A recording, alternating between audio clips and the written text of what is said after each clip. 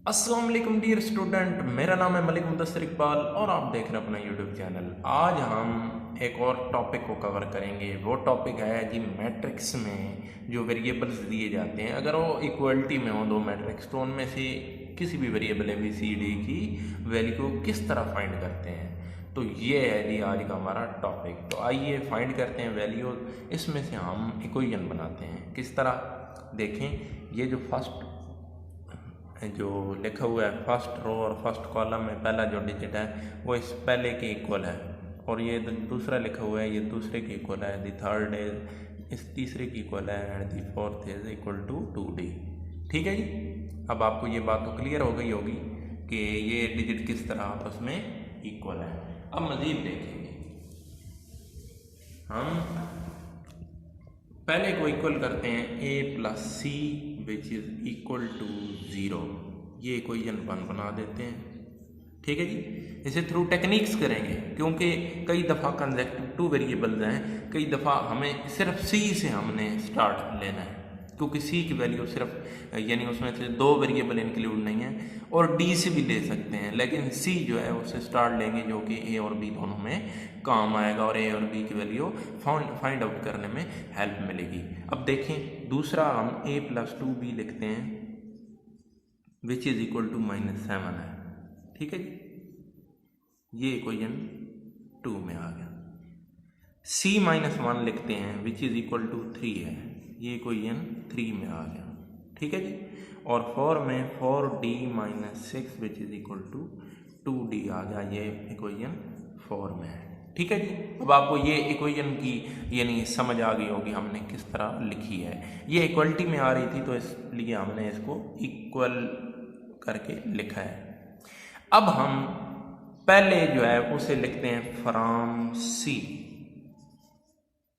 From equation 3 the value of C-1 which is equal to 3। अब ये minus है तो इधर आके प्लस हो जाएगा, तो 3 + 1 विच इज इक्वल टू 4। तो C की वैल्यू क्या हो गई जी 4। ये तो हम फाइंड कर चुके। ठीक है जी।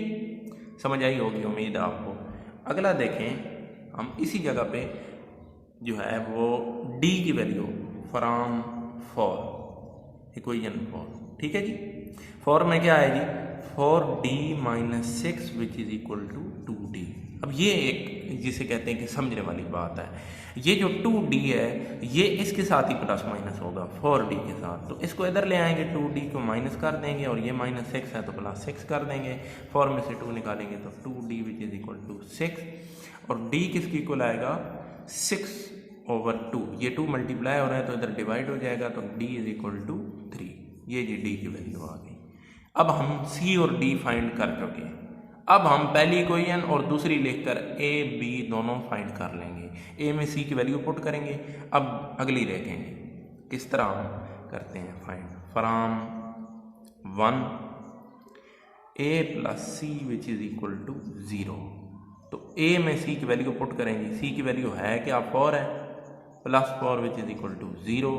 A इज इक्वल टू इसका कोई भी प्रोसेस नहीं है, ये प्लस है तो इधर आके डायरेक्ट माइनस में लिख देंगे, तो ये A की वैल्यू आ गई।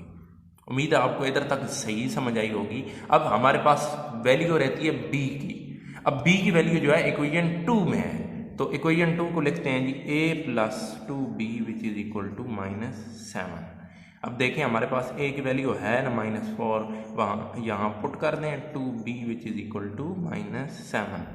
अब 2B है तो -7, ये माइनस का 4 है तो प्लस का 4, 2B which is equal to -3। अब देखें B के साथ 2 मल्टीप्लाई हो रहा है तो B के साथ इधर 3 पे डिवाइड हो जाएगा, -3/2 आएगा। ठीक है जी। अब देखें इंडिविजुअली हमने हर वैल्यू फाइंड कर ली। We find out A value, the value of B, the value of C and the value of D। तो उम्मीद आपको ये वीडियो पसंद आई होगी। इस तरह की मज़ीद वीडियो देखने के लिए हमारे चैनल सब्सक्राइब करें, वीडियोस को लाइक करें ताकि हमारी हर नई आने वाली वीडियो आप तक पहुंच सके। Thank you very much.